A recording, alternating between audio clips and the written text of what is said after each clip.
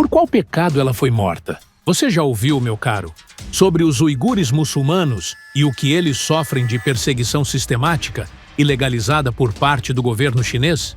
Não há solução para esse racismo e violência praticados contra eles. Se você for muçulmano, cristão ou até mesmo uma pessoa comum, independentemente da religião a qual pertence, certamente não aceitaria isso. E foi exatamente isso que aconteceu comigo quando soube do que ocorre com essa minoria muçulmana na China. O sangue ferveu em minhas veias e decidi transmitir-lhe, meu caro, os acontecimentos, que não são de agora, para que você esteja bem informado sobre o que realmente acontece. Mas não se esqueça primeiro de se inscrever no canal e ativar o sino das notificações para receber todas as novidades.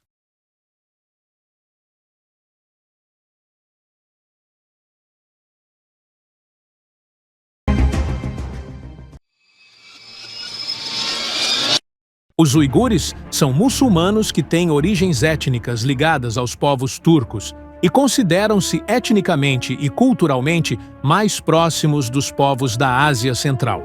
O seu número na China chega a 11 milhões de pessoas, representando atualmente cerca de 45% da população da região de Xinjiang, enquanto os chineses de etnia Han representam cerca de 40%. Essa região fica no noroeste do país. É a maior província da China e, teoricamente, goza de autonomia, assim como o Tibete. Mas, na prática, isso não se verifica. A província faz fronteira com a Índia, o Afeganistão e a Mongólia.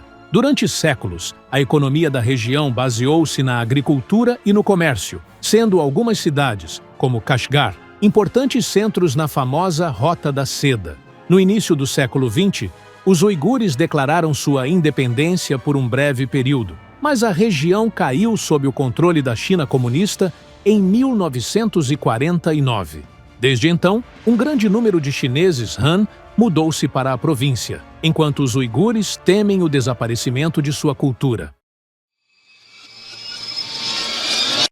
Ao analisar a história da presença dos muçulmanos na China, constatamos que o seu primeiro aparecimento ocorreu no século VII, através de visitantes provenientes do Oriente Médio, que construíram a primeira mesquita do país no porto comercial de Guangzhou, onde árabes e persas viajantes, principalmente comerciantes, praticavam seus rituais religiosos. Naquele período, alguns desses comerciantes decidiram estabelecer-se nos portos chineses e em pontos comerciais próximos à Rota da Seda. Com o passar dos anos, e especialmente durante o século XIII, quando a dinastia Yuan-Mongol assumiu o poder, a situação mudou um pouco. O número de muçulmanos que chegavam à China aumentou de forma inédita, e muitos deles passaram a trabalhar para os novos governantes descendentes de Genghis Khan, especialmente muçulmanos de Bukhara e Samarcanda. Além disso, centenas de milhares de jovens da Ásia Central foram recrutados e levados para a China para ajudar a consolidar o controle do Império Mongol. Com o tempo, e já no século XVIII, alguns habitantes nativos se opuseram ao aumento no número de imigrantes, especialmente muçulmanos, e o país testemunhou diversas revoltas e movimentos rebeldes contra eles. No entanto, essas rebeliões foram reprimidas, e os muçulmanos viveram por séculos em paz com os diferentes grupos do povo chinês.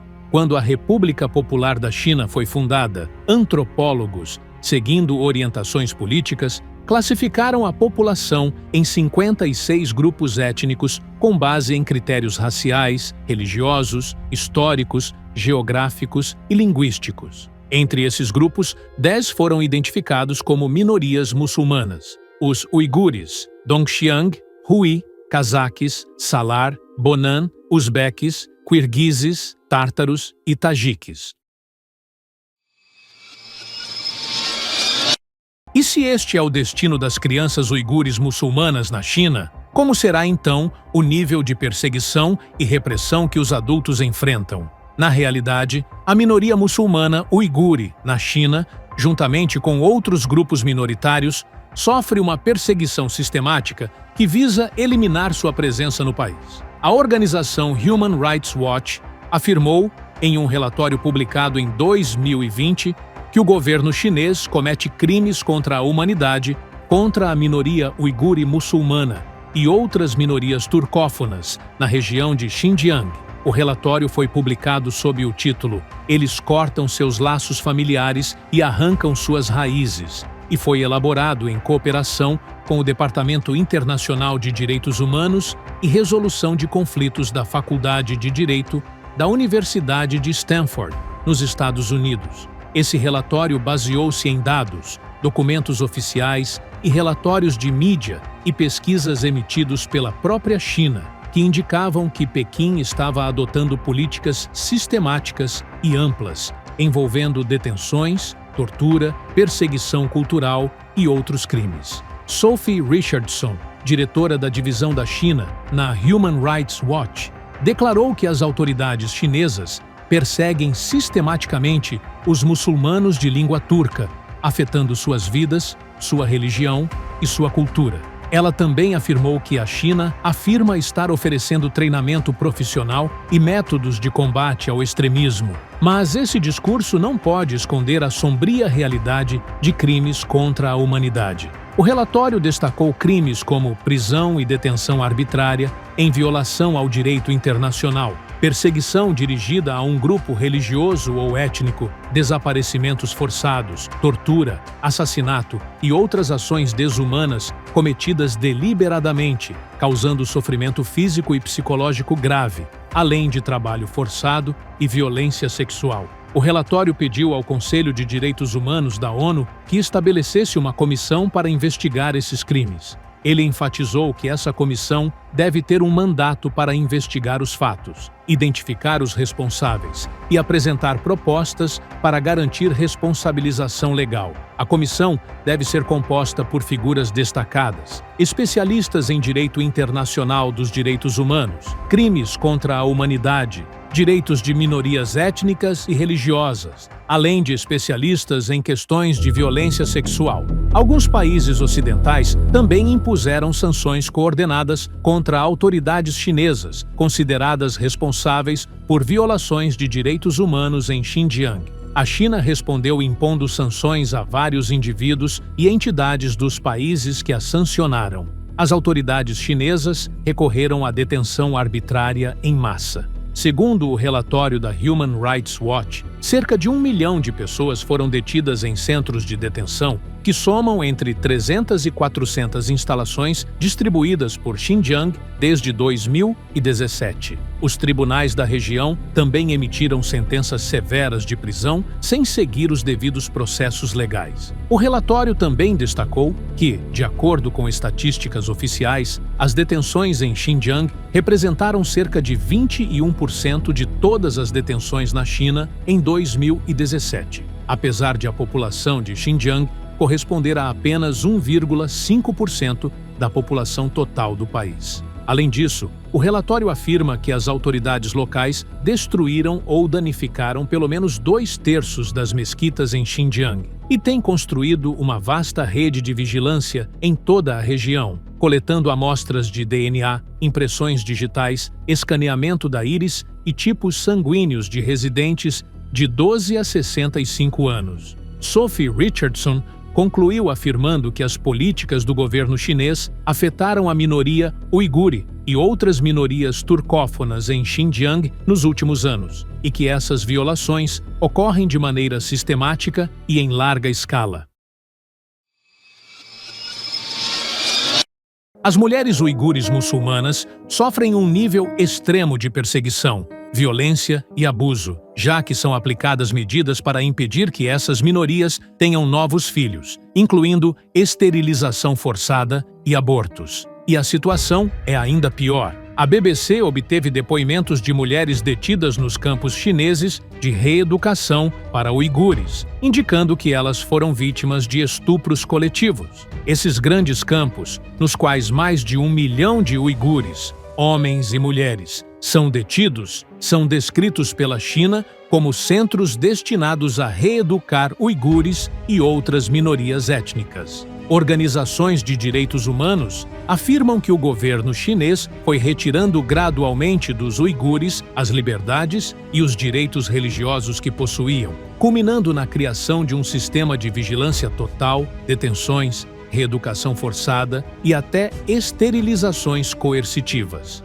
Algumas mulheres revelaram o que sofreram durante seu período nesses campos. Tursunai, que fugiu da região de Xinjiang após ser libertada e buscou refúgio nos Estados Unidos, afirmou que as detentas eram forçadas a sair de suas celas durante toda a noite e eram estupradas por um ou vários homens chineses mascarados. Tursunai relatou que ela própria foi torturada e estuprada coletivamente 3 vezes. Ela viveu com medo no Cazaquistão, temendo ser devolvida à China até conseguir mudar-se para um local seguro nos Estados Unidos. Além de Tursunai, muitas outras mulheres relataram histórias de abuso físico e estupros brutais sofridos dentro daqueles campos.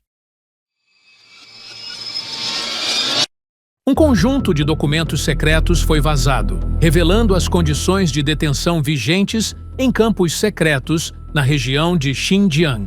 Esses documentos, dados e informações foram obtidos após o hackeamento dos servidores de computador pertencentes à polícia chinesa. Eles incluem também detalhes sobre a política de matar detentos que tentem fugir desses campos. Os documentos revelam, com detalhes precisos, como Pequim utiliza o que chama de campos de reabilitação e prisões oficiais como 2 sistemas separados, porém paralelos, de detenção em massa dos uigures, e levantam fortes dúvidas sobre a versão oficial e enfeitada apresentada pelo governo chinês. Muitas contradições nas alegações do governo foram expostas por meio das instruções internas da polícia, escalas de turnos de guardas nas prisões e centros de detenção, e fotos de detentos que nunca haviam sido divulgadas antes. Tudo isso coloca em xeque a narrativa governamental de que os campos de reabilitação criados em toda Xinjiang desde 2017 não passam de escolas. Os documentos também revelam que o uso disseminado de acusações de terrorismo, que levou milhares de uigures à prisão, é, na verdade, um pretexto para um sistema paralelo de detenção. As bases de dados da polícia estão repletas de sentenças arbitrárias e severas. Os arquivos e documentos vazados incluem mais de 5.000 fotos de uigures muçulmanos tiradas pela polícia entre janeiro e julho de 2018. Com base nos dados que acompanham essas imagens, é possível confirmar que pelo menos 2.884 desses uigures foram detidos. Algumas das fotos dos campos de reeducação mostram guardas armados cercando os detentos. Apesar disso, altos funcionários chineses continuam negando o uso de coerção. O ministro das Relações Exteriores chinês, Wang Yi, afirmou em 2019 que os centros de educação, treinamento e reabilitação em Xinjiang eram escolas destinadas a ajudar as pessoas a se libertarem do extremismo. Mas a realidade é que muitos uigures muçulmanos e outras minorias foram presos ou detidos simplesmente por sua aparência islâmica ou por terem visitado países muçulmanos. As imagens fornecem um registro visual único de como amplos segmentos da sociedade uigur foram enfiados em prisões e campos, pessoa por pessoa. O objetivo fundamental do governo chinês é eliminar os uigures muçulmanos e destruir a identidade uigur. Especialistas afirmam que o aumento das evidências contra a China permite que a comunidade internacional tome medidas em relação às violações de direitos humanos em Xinjiang. Nesse contexto, Yona Diamond, assessor jurídico do Centro Raoul Wallenberg de Direitos Humanos, destaca que é fundamental que os países pressionem as Nações Unidas a criar uma comissão de investigação não apenas sobre crimes contra a humanidade, mas também sobre crimes de genocídio. Ativistas de direitos humanos afirmam que é essencial que o Alto Comissário das Nações Unidas para os Direitos Humanos inclua a situação de Xinjiang na agenda da comissão. Sophie Richardson observa que o Alto Comissário deve encontrar maneiras de avançar nesse processo, seja por meio de uma resolução da ONU ou de outros instrumentos, como a realização de um debate urgente. Ela acrescenta que é importante lembrar que existem outras opções disponíveis para os governos fora do sistema das Nações Unidas, incluindo recomendações sobre vantagens específicas para promotores federais e locais, desde a coleta de provas, e também a possibilidade de apresentar ações judiciais internacionais. Iona Diamond afirma que governos e especialistas independentes têm a responsabilidade de confrontar a China, acrescentando que há um consenso real entre especialistas em direito internacional de que crimes contra a humanidade e genocídio estão sendo cometidos em Xinjiang. Com base nisso, os governos devem continuar a usar a Lei Magnitsky Internacional, que trata da responsabilização por violações de direitos humanos, ou impor sanções contra indivíduos e entidades que carregam a maior responsabilidade pela crise de direitos humanos em Xinjiang. Especialistas acreditam que essa firmeza legal pode oferecer apoio à comunidade uigure e a outras minorias que vivem fora da China. Sophie Richardson enfatizou: "Queremos enviar uma mensagem aos uigures, cazaques e às comunidades turcófonas dentro e fora de Xinjiang. Sabemos que vocês vivem um pesadelo contínuo e faremos todo o possível para avançar na causa da responsabilização." E talvez o que os uigures muçulmanos enfrentam de racismo e perseguição reflita a verdadeira realidade do mundo em que vivemos. Estamos num mundo profundamente injusto em todos os níveis. Eis que os uigures são mortos, torturados e violentados, e nada é feito. Também não é justo que um povo inteiro continue a sofrer essa perseguição sistemática sem que aqueles que deveriam intervir façam algo para ajudá-los. Pedimos a Deus que seja o amparo deles e de suas famílias, que foram submetidos ao peso da injustiça. E por aqui, chegamos ao fim do nosso episódio. Não se esqueçam de deixar o like no vídeo e de se inscrever no canal. Até encontrarmos-nos novamente em um novo documentário.